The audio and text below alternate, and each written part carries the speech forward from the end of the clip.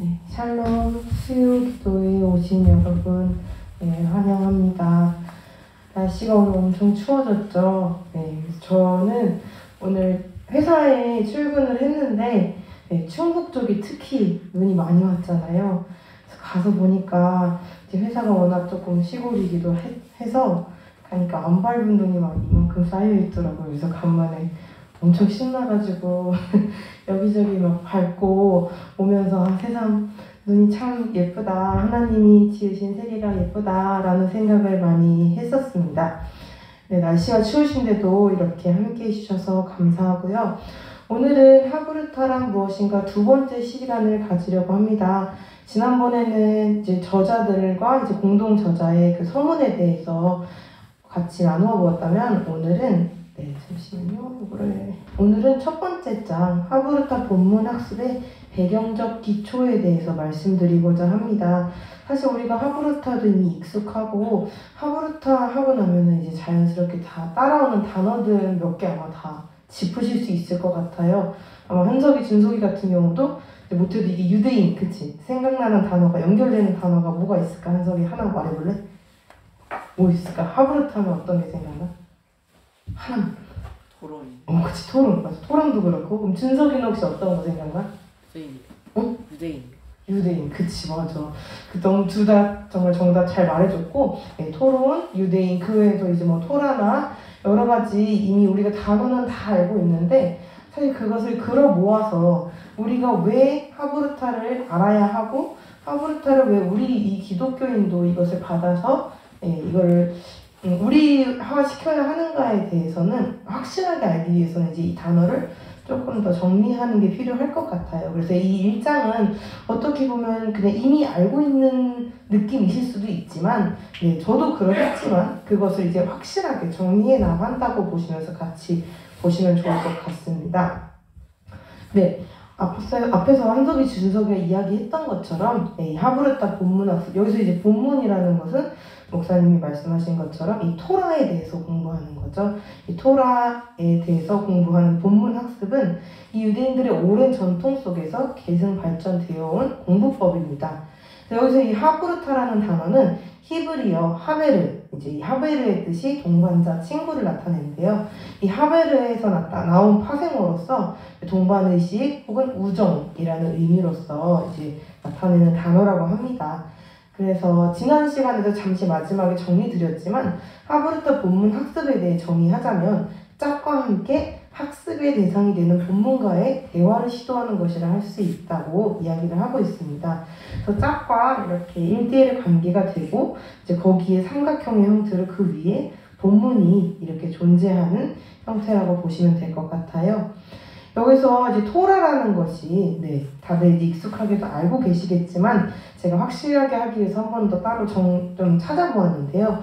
이 토라라는 것은 곧 구약 성서의 첫 5편을 의미한다고 해요. 그래서 우리도 알고 있지만 창출, 레민신, 그래서 창세기, 출애굽기, 레위기, 민수기, 신명기를 읽고 있고 이제 흔히 이제 우리가 모세오경이라고 이야기를 하죠. 이게 유대교에서는 가장 중요한 문서로서 쓰이고 있고, 이 토라가 유대인에게도 유대교에도 이제 중요한 문서이지만 또한 이제 이슬람교라든지 무엇보다 우리 기독교에도 못지않게 정말 중요한 이 구약 성경이죠. 그것을 알고 한번 넘어가면 좋을 것 같고요. 요거는 이제 찾아본 자료인데 독일에서 1830년에 이렇게 발견된 유물이라고 합니다. 그러면 이제 과연 이 하브르타 교육법의 목적, 그리고 이것이 왜 유익한지에 대해서 다시 한 번 더 짚고 넘어가야 할 필요가 있습니다. 하브르타 교육법이 되게 유명해지면서 이 하브르타 교육의 장점에 대해서 다양하게 받아들이는 사람들이 생겨났습니다. 어떤 사람들은 이 하브르타 학습에서 이 시각, 주제를 하나를 놓고 어떤 답을 하나만 주는 것이 아니라 다양한 시각을 배울 수 있도록 돕는 것이 하브르타의 최대 장점이라고 이야기하는 사람들도 있고요. 학습적인 면에서 이 하브르타 학습이 어떻게 학생들의 이해를 돕는지 단순히 주입하고 이해시키는 것이 아니라 이것이 서로 이렇게 토론을 하고 이야기를 하면서 더 깊게 학생들의 이해를 도울 수 있다는 그런 방법론적인 방법론적인 측면으로 주목하는 사람들도 있고요. 이 세 번째는 우리 기독교인들도 항상 기억해야 할 부분이기도 할 텐데, 이 전통을 계승하는 역사적인 의미로서 유대인들이 자신의 그런 정체성을 잊지 않고 이어나가는 의미로서 이 하브루타가 가지고 있는 큰 의미에 집중하는 사람들도 있습니다. 그러나 이런 여러 가지 장점을 이야기함에 있어서도 한 가지 부족한 것이 있습니다. 바로 이 하브루타가 왜 좋은 것이고 이것이 과연 어떤 것, 무엇 때문에 다른 사실 이 하브루타는 사실 토론이라는 것도 이미 있지만 그럼 토론이라든지 1대1 대화 이런 그 비슷한 학습법들과 이것이 어떤 차이가 있는지 이걸 조금 이제 어렵게 이 책에서는 인식론적, 교육적 측면에 대한 핵심적인 이해가 결여되어 있다고 이야기를 합니다. 그래서 저는 이 밑에 제가 정리한 것이 우리가 오늘 가장 기억해야 할 한 가지라고 생각을 해요.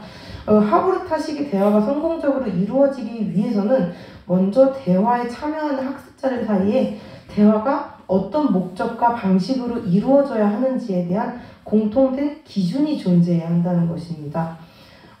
이 기준이라는 거는 주제하고 헷갈릴 수도 있는데 이 기준하고 주제는 사실 조금 달라요. 우리가 만약에 어떤 주제를 하나를 가졌을 때 사람들은 대개 이 뒤에도 제가 이제 후술 해드리겠지만 내가 만약에 눈에 대해서 어떤 눈에라는 주제를 갖고 있는 사람들은 눈에 대해 자신이 갖고 있는 주관적인 경험, 주관적인 그런 학습된 것만 이야기하는 측면이 매우 강합니다. 그것은 그냥 자신의 주관적인 주제일 뿐이지 이 기준이 될 수는 없거든요.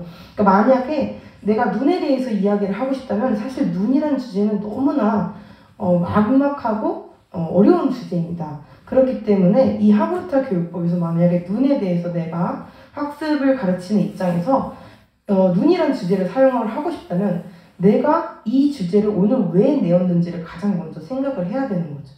그래서 내가 만약 딱 아이들에게 눈이란 주제만 단어만 꺼내놓았다 하더라도 아이들에게 어떤 길로 향할 수 있게 아이들은 눈치채지 못하지만 그 가르치는 사람들은 눈에 띄지 않게 그 길로 갈 수 있게 가이드 해주기 위한 공통적인 기준이 필요하다는 것입니다. 아마 우리 지금 D6 하면서도 저도 그렇고 이제 가르치시는 분들도 이제 느끼실 때가 있을 거예요. 어떤 주제를 대해서 준비하고 가르치기 위해서 갔는데 끝나고 나면 전혀 다른 방향으로 가 있을 때가 있잖아요. 이건 사실 이제 이런 공통된 기준에 있어서 이것을 이제 충분히 학습자들에게 인식시키지 못했다는 이야기일 수도 있습니다. 그래서 이것은 정말 한 번에 되는 것이 아니고 쉬운 것도 아니고 특히나 이제 가르치는 사람이 조금 더 확실하게 준비를 많이 하고 그 기준이 무엇인지를 가르치는 사람이 확실하게 알아야 이 하브루타가 성공적으로 해나갈 수 있다고 이야기를 하고 있습니다. 그래서 이렇듯이 이제 학습자들 사이의 그런 대화의 목적이나 방식에 대한 그런 공통된 기준은 제가 앞에서 말씀드렸지만 그냥 자연스럽게 이야기한다고 해서 만들어져 나가는 것이 아닙니다. 그냥 그날 아이들이 이렇게 간다고 해서 이렇게 가는 방향대로 가는 거는 그냥 대화 내지는 그냥 가벼운 이야기일 뿐이고 사실은 학습자로서 그 하브루타의 공통된 기준은 항상 정해져 있기 때문에 이것은 절대로 자연스럽게 그 대화 중에 세워진다거나 학습자들에게 의해서 자발적으로 만들어지는 것이 아닙니다. 그렇기 때문에 그 학습자가 사물과 자아를 어떻게 인식하는지에 대한 그런 접근 방식을 통해서 우리는 이제 학습자가 그런 본문이라든지 학습작과 더불어 어떻게 상호작용하는지에 대해서 이 책 안에서는 그리고 이 저자들은 그것을 오랜 기간 연구했다고 이야기를 하고 있습니다. 이것을 이제 한 단어로 말하면은 모델링을 열심히 이제 해서 예시를 만들었다 이런 이야기에 가깝겠죠. 그래서 뒤쪽에 보면은 그 모델이 자세하게 나올 것입니다. 그러면 이제 하브루타의 역사적 뿌리로 넘어가 보면 이제 하브루타는 당연히 우리 이제 유대인에 대해서 알고 있고 이것이 이제 토라 공부법 이렇게 토론 1대1로 대화하는 방식인 건 알고 있잖아요. 거기서 이제 그런 거와 봤을 때 하브루타 본문학습의 두 가지 특성이라고 하면 이게 공통된 기준 내지 주제가 될 수 있는 본문 네, 우리에게 있어서는 성경 또는 D6 커리큘럼이 이 본문이 될 수 있는 거죠. 이 본문을 기반으로 하는 학습, 이 본문이 바로 공통된 기준이 되어주는 것이고요. 그 학습에 있어서 혼자 하거나 그냥 혼자 헤쳐나가는 것이 아니라 서로 함께 협력해서 이뤄나가는 것이 바로 이 두 가지 특성이라고 볼 수 있습니다. 하브루타에 대해서 조금 더 이제 앞쪽으로 가보자면 이 하브루타의 시작은 구전 토라였던 미시나와 탈무드로 넘어갑니다. 그러니까 사실 우리나라도 그렇지만 세계적으로 문맹률이 예전에는 꽤 높았잖아요. 그럴 때는 그런 조건에 의해서도 구전이 많이 행해질 수밖에 없었고, 또한 우리가 알고 있지만 글씨나 책으로 알고 있는 것보다 우리가 직접 외우는 것, 입으로 내뱉을 수 있는 것이 얼마나 훨씬 더 효과적인 학습인지를 이미 우리도 알고 있기 때문에, 그렇게 생각했을 때 이 미시나가 이제 구전 토라였던 미시나와 탈무드가 그 문서로 기록되기 전까지의 그 랍비 전통이 바로 이 하브루타의 시작이라고 볼 수 있습니다. 그러니까 구전 문화적 성격이 짙은 것이었다는 거죠.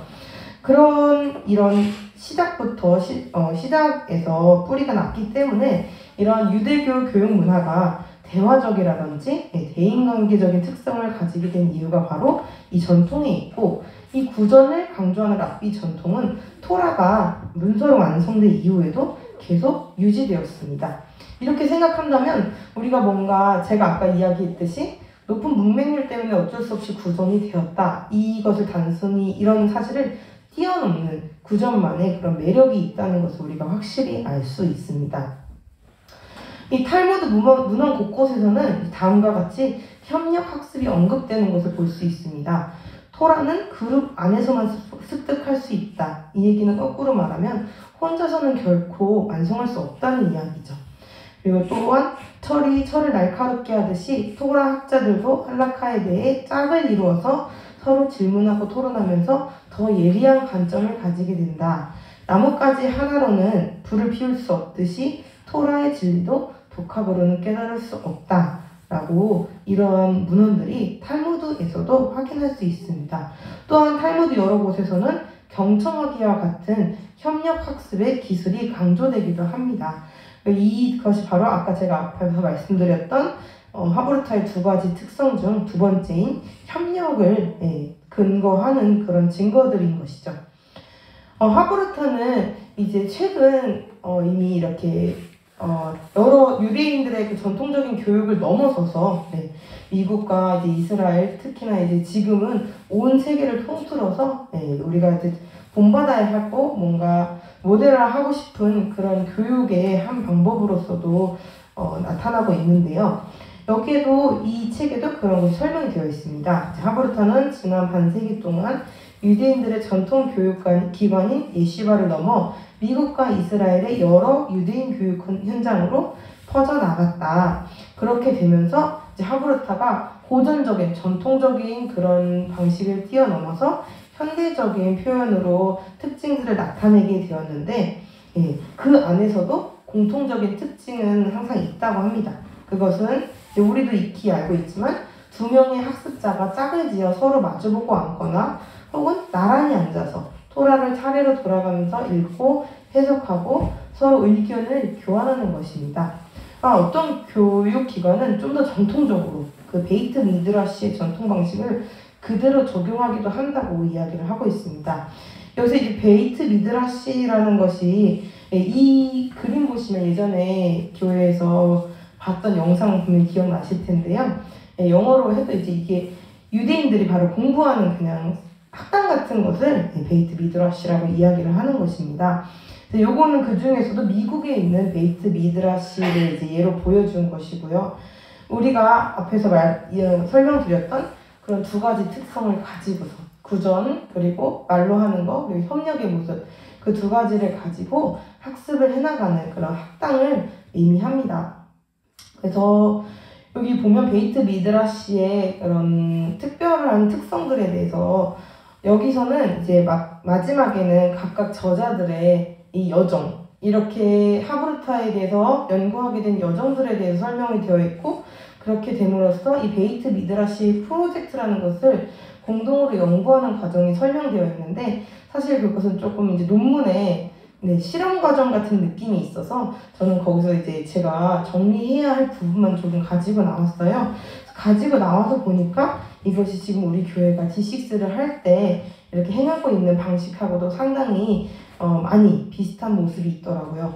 첫 번째로는 이제 학습과 이제 전체 토론에 용이하도록 마주보고 앉거나 원형으로 둘러앉도록 하는 것이고요. 평균 수강생의 수가 저는 생각보다 좀 많아서 의외였어요. 16명이나 16에서 18명 정도. 그리고 평균 3시간 정도를 한 번에 이렇게 학습을 하는데 사용한다고 해요. 그래서 이 베이트 미드라시의 수업 3요소는 교수가 맨 처음에 짧은 도입부 강의를 하고 그 강의와 알게 된 것을 통해서 짝과 하브르타 본문 학습을 한 후에 그 학습과 연계된 전체 활동을 해나가는 것을 크게 3가지로 보고 있습니다. 이렇게 되고 있으면 D6가 정말 이 D6 커리큘럼이 그저 이제 쉽게 만들어진 것이 아니라 이 유대교의 이 베이트 미드라시 그리고 하브르타에 정말 깊게 적용되어서 기독교만의 그 매력으로 모델화했다는 것을 좀 확실하게 알 수 있었어요. 그래서 여기서 저는 개인적으로 가장 인상이 깊었던 것이 짧은 도입부 강의. 선생님이 길어지면 안 된다는 거죠. 저는 이제 짧게 치고 들어가고 나머지를 아이들에게 많이 주어야 한다는 것을 알았고, 사실 이제 하시는 선생님들도 많이 아시겠지만 사실 저희도 지금 1시간 반 정도 하는 게 이제 전혀 길게 느껴지지 않거든요. 그래서 이렇게 봤을 때 정말 한 1, 2년 후면은 이 베이트 미드라시에서 이루어지는 것처럼 평균 3시간도 정말 문제 없을 것 같고, 제가 느끼기에도 3시간 정도는 해야 이 D6 커리큘럼에 온 그 한 주 차를 온전하게 소화할 수 있을 것 같다는 생각도 개인적으로는 들었습니다.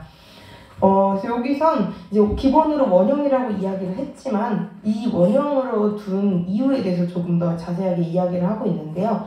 각각의 하브르타 짝들이 최대한 다른 하브르타 짝에 방해받지 않으면서도 학생들이 질문이 있을 경우에는 언제든지 교사가 쉽게 접근할 수 있도록 공간을 구성하고 있다고 합니다. 그리고 이 베이트 미드라시 이 책의 저자들이 준비했던 베이트 미드라시 안에 이제 교사 교육에 대한 이야기가 있었는데, 이 교사 교육을 위한 베이트 미드라시의 목표가 크게 3가지가 있었습니다. 첫 번째는 배움과 가르침을 주제로 다루는 본문을 소개하는 것. 우리로 치면 이제 D6 커리큘럼이나 성경을 소개하는 것이겠죠.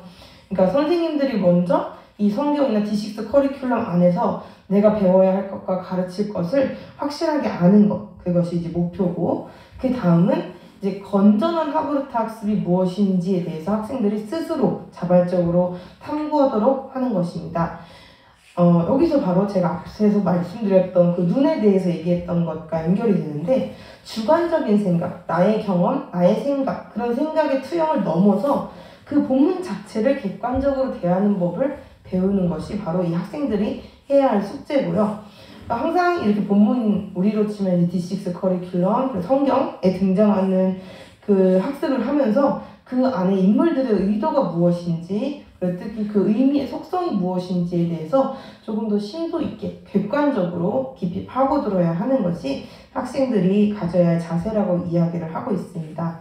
그리고 마지막으로는 하브르타의 2번째 특성이었던 협력과 연결이 됨으로써 이 미드라시 자체를 학습자들의 단순히 공부만 하려고 모여드는 그냥 하나의 공간이 아니라 공동체, 장소의 의미보다는 조금 더 사람들 간의 그 관계의 의미로서의 공동체로 만들고자 하는 목표를 갖고 있는 것이 이 베이트 미드라시의 교사들이 가져야 할 목표라고 이야기를 하고 있습니다. 이것으로 이제 오늘 강의는 조금 정리를 해봤고요. 제가 지난주에 저희 아이들 그 영상을 보여드리려다 못 보여드려서 사실 오늘은 제가 유튜브에다가 올려서 바로 볼 수 있게 했어요.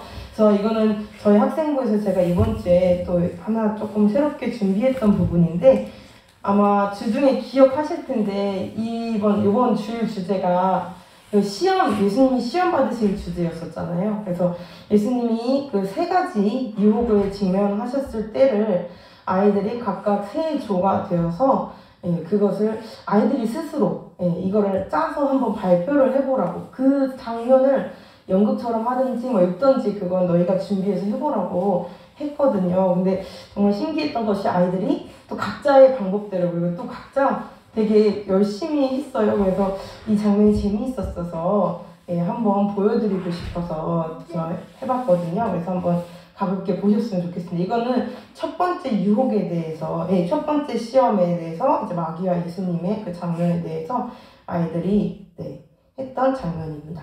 아이가 안 들릴까요?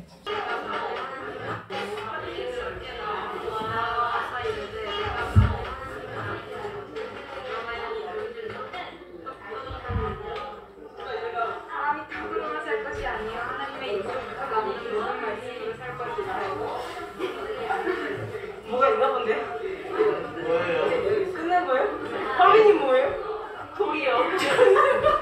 돌도 연기를 이 첫 번째 시험에서 지금 수민이가 마귀 역할을 맡았고 현아가 예수님 역할을 맡았고 화민이는 돌 역할을 맡았어요. 그래서 돌이 떡으로 될 생각을 하려고 했는데 생각해보니까 돌이 떡으로 되면 안 되잖아요. 그래서 가만히 있었다고 이렇게 이야기를 하더라고요. 그래서 이렇게도 했었고, 그 다음에는 이건 이제 두 번째 영상은 두 번째 승현이하고 지훈이가 했거든요. 여기서는 이제 지훈이가 마귀 역할을 하고 승현이가 예수님 역할을 했어요.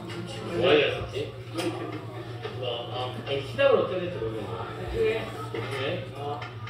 자, 이제 좀 다 성이 있어. 나 여기서 뛰어내려가 이거 뛰어내리면 뛰어나니까. 야, 성경대로 해봐. 이 성경 작은 예수님 지금 사탄은 잘하셨어요. 자, 여기 한번 예수님 여기 읽어주세요. 뭐라고 써 있어요? 7절 읽을게요. 네, 7절 읽어주세요. 너의 하나님을 시험하지 말아요. 그렇죠.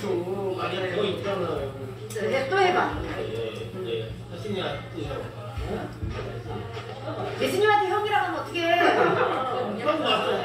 너 하나님 아들이야, 둘째 아들? 이렇게 아이들도 부끄러웠지만 두 번째도 이렇게 잘 했었고요. 마지막으로 한석이랑 준석이랑 또 이제 용윤이가 했는데 이조가 개인적으로 되게 준비를 정말 잘했어요. 그래서 이것도 한번 재밌었거든요. 한번 이건 세 번째 유혹에 대해서 아이들이 나눈 장면이었습니다. 지금까지 예수님은 두 가지 시험을 겪으시고 잘 이겨냈습니다. 마지막 시험은 제가 낼지 한번 보시도록 하겠습니다. 하나님께 모든 영광을 바칠 거야. 이 남편 사탄 자식아 임마 절로 가버려. 여기서는 이렇게 보셨듯이 한석이가 먼저 앞에 이렇게 이야기를 꺼내는 역할을 해주고, 그 다음에 이제 준석이가 사탄 역할, 그리고 용영이가 예수님 역할을 했습니다.